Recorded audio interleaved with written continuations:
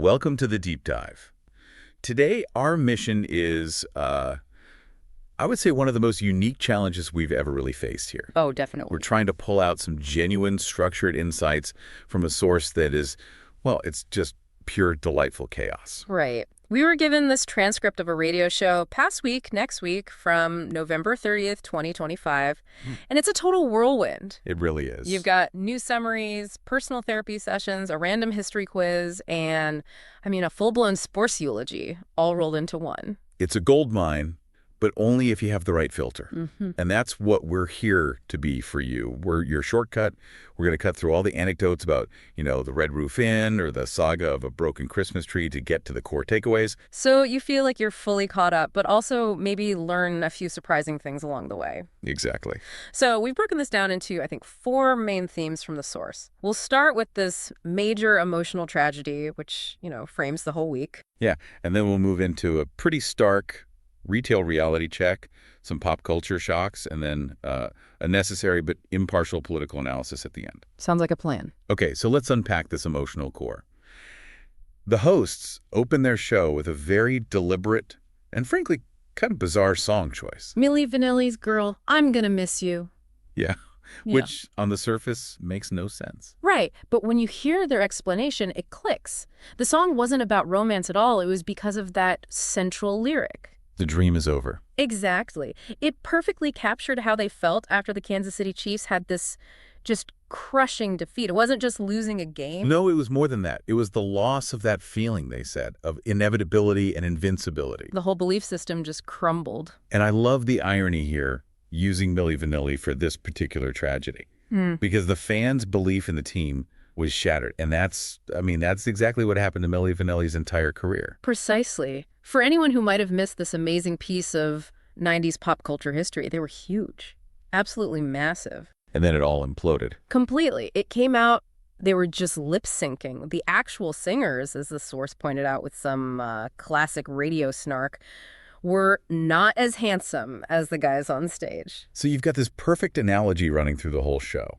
It's about that overwhelming disappointment when reality just shatters an illusion you've bought into. Whether it's a pop duo or a football team you think is destined for the Super Bowl. Right. When that bubble bursts, it feels like a tragedy.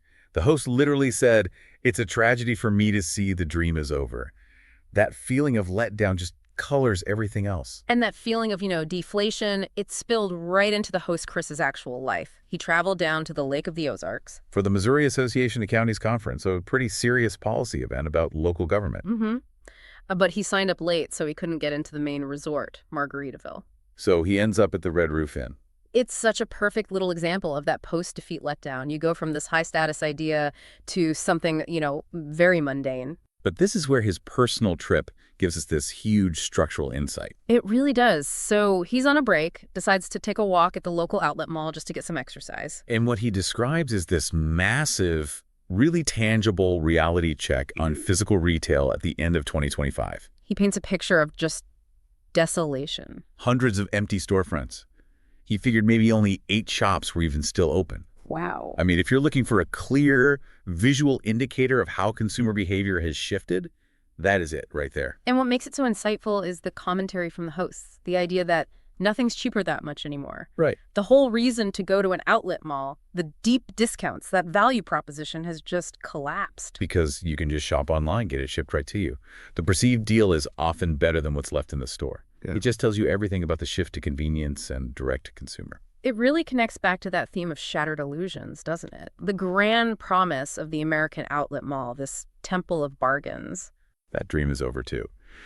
Okay, so we switch from that kind of bleak retail reality to the much more comforting topic of Thanksgiving. Yes, a hard pivot into the feasting. Which was November 28th, 2025. Chris's highlights were Grammy Sure's famous mac and cheese and a homemade pumpkin cheesecake. Get this, that required 4 full blocks of cream cheese. 4 blocks. That is some serious caloric dedication. It really is.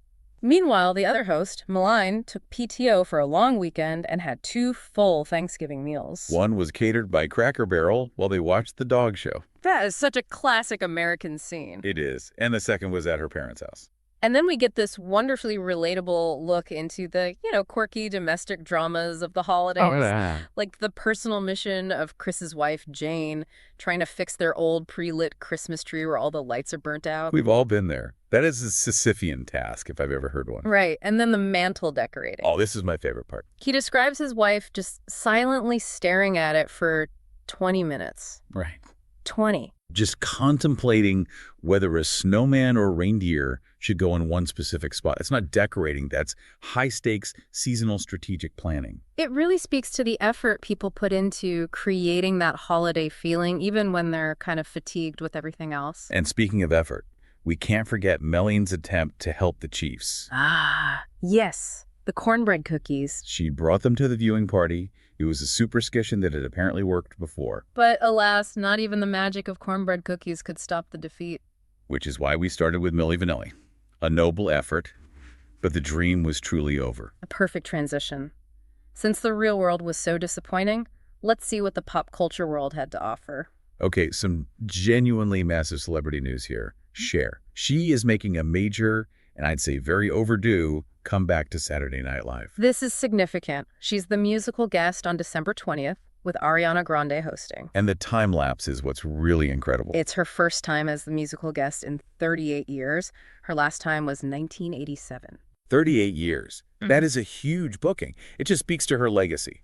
And of course, the host noted the connection Ariana Grande is her co-star in the movie Wicked for Good. And speaking of Grande and Wicked, there was a little bit of drama at a New York premiere. Right. Grande ended up fielding all the press questions for her co-star, Cynthia Erivo, because Erivo had totally lost her voice. Which is a nice gesture, a show of support, but of course, in today's media world. Nothing goes unscrutinized.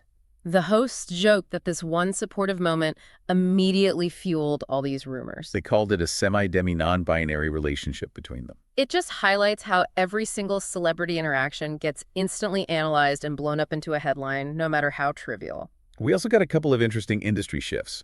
First, the Screen Actors Guild Awards, the SAG Awards, are rebranding. That's right.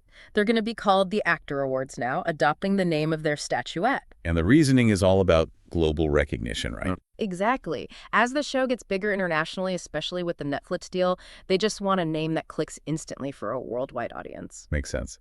And then for our most, I think, genuinely surprising celebrity news item. Jesse Eisenberg. Yeah, from The Social Network. He's planning to donate a kidney in mid-December. And what's so fascinating is that it's an altruistic donation. Meaning he's not giving it to someone he knows. Right, to a complete stranger in need. It underscores this quiet, deep commitment to humanitarian causes that you don't always hear about. It's a huge, generous act. Absolutely. A very sincere moment in a segment that was mostly about rumors and comebacks. Sure. Okay, let's shift to the more difficult content now. The part that was clearly contributing to the host's fatigue. Political analysis, critical thinking, and a little dose of history. The radio hosts were just so exasperated with the political cycle, you could really hear it. Oh, yeah. Especially the reliance on these immediate, often misleading talking points. The big example was the controversy around the shooting of 2 National Guard officers. We saw that immediate political spin.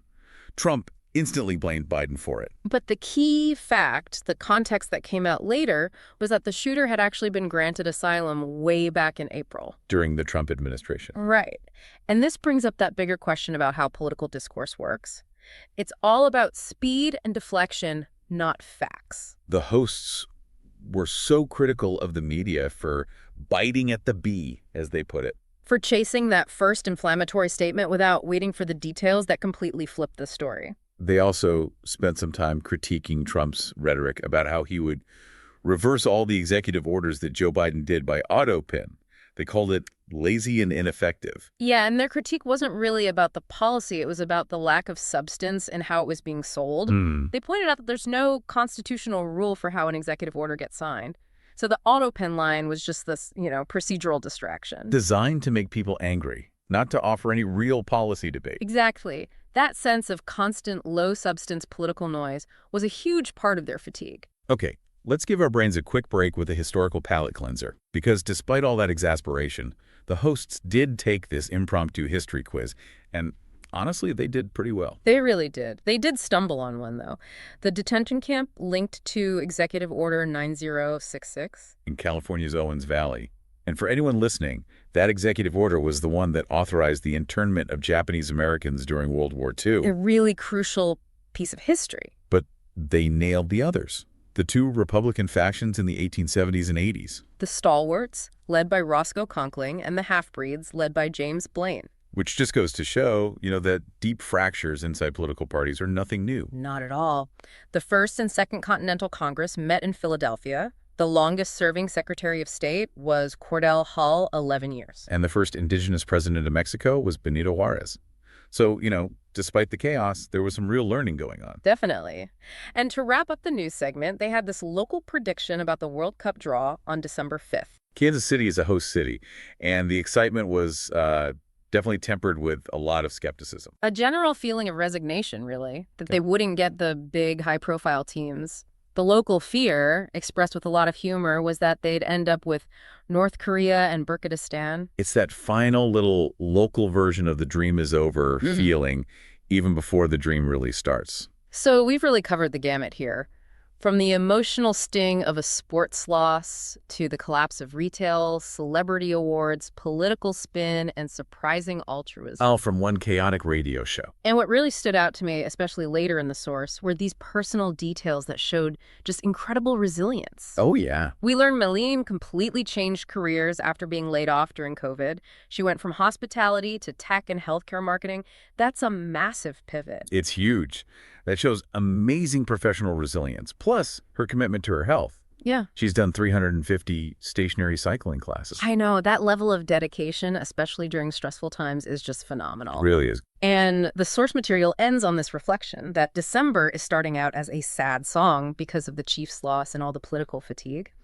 So given that emotional landscape, here's a final thought for you to consider.